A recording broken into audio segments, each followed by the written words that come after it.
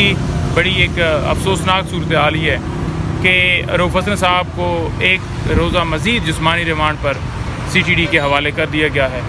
और रऊफ़ हसन साहब के ऊपर इल्ज़ाम ये है कि उन्होंने 3 लाख रुपया दिया है वकास जंजुआ को कि आप मवाद जो है वो TTP से कलदम तंजीमों से ख़रीदें।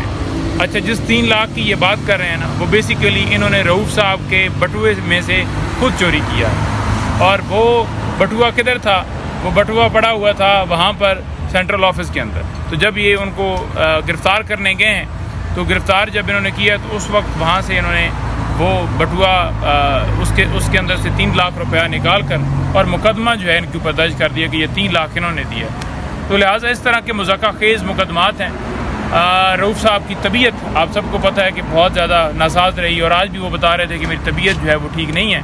और सेकंड बात ये है कि एक होता है ना कि ऑन रिकॉर्ड कोई चीज़ आए, ऑन रिकॉर्ड कोई ऐसी एविडेंस आए, कोई ऐसे शवाहिद आए, कोई ऐसी चीज़ आए जिससे वो कहें कि इस वजह से हमने फ़िज़िकल रिमांड लेना है। आपने देखा होगा कि जो ऑर्डर आया है रऊफ़ हसन और दीगर जो स्टाफ को गिरफ़्तार किया गया था पिछले वो मुकदमे में PK एक्ट के तहत जो दर्ज किया गया था, उसमें अदालत ने लिखा है कि जो इल्ज़ामात नॉन बेलेबल थे, यानी कि बड़े जो हीनियस ऑफेंस लगाए गए थे, सेक्शंस लगाए गए थे, उनमें क्योंकि उस ऑफेंसेस के रिलेटेड जो है इनके पास शवाहिद नहीं है, एक वो बुनियाद बनाकर बेल दी जाती है, और सेकंड क्योंकि इससे पहले 3 को एक्यूज़ उनकी बेल हो चुकी है। तो 2 ग्राउंड, यानी कि मेरा कहने का मकसद ये है कि वहाँ पर अदालत ने लिखा कि कोई एविडेंस नहीं है जिसकी बुनियाद के ऊपर इन्हें ज़मानत दी जाती है, ज़मानत जो है वो इनकी कंफर्म की जाती है। तो आप ये देख लें कि यहाँ पर मुकदमा चला, मुकदमे में प्रोसिक्यूशन ने रिमांड मांगा।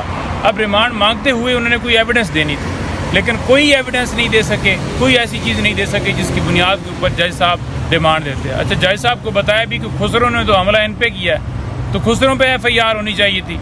खुसरे तो आज तक मिले नहीं हैं इनको, और खुसरों को भिजवाने वाले भी नहीं मिले।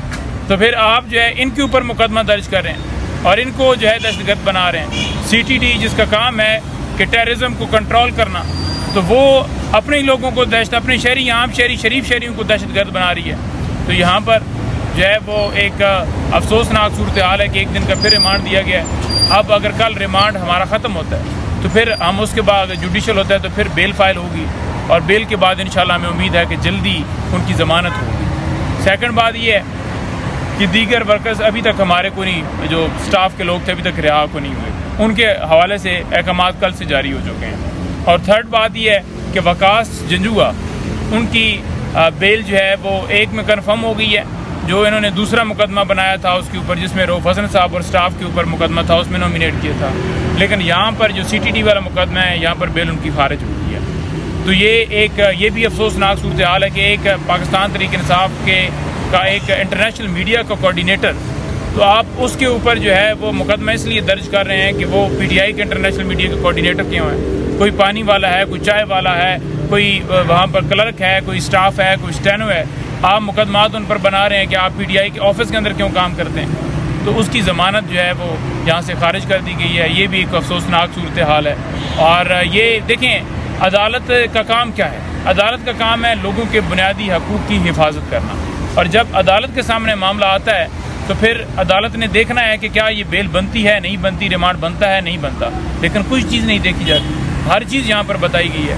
और थर्ड बात यह है कि आज जमाते इस्लामी को जो उन्होंने धरना दिया उसको ज्वाइन करने के हवाले से अभी आपने देखा होगा कि हमने बयान दिया है, तो इंशाल्लाह 5 बजे ज्वाइनिंग होगी। आपको भी दावत है कि आप तशरीफ़ लाएँ, और इंशाल्लाह जो है वो जो उनका काज है उस काज को हम सपोर्ट करते हैं, उस काज को हम जो है इंडोर्स करते हैं। उस काज को खान साहब ने इंडोर्स किया है क्योंकि उन्होंने जो मसला उठाया है महंगाई का, और मुल्क के अंदर जो इस वक्त सूरत हाल है टैक्सेस की, जो गरीब पिसा चला जा रहा है, इस हवाले से तो ये एक ऐसा काज है जिस पर हम सारे मुतफिक हैं।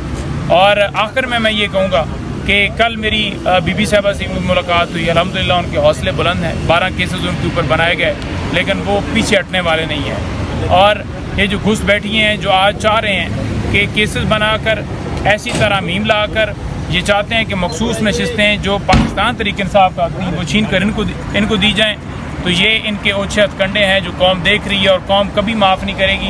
लेकिन जो भी ये तरमीम लाएंगे हम इंशाअल्लाह ताला कोर्ट ऑफ लॉ में जाएंगे और वहाँ पर उस तरमीम को चैलेंज करेंगे। कोई और सवाल है तो ठीक है, अदरवाइज थैंक यू।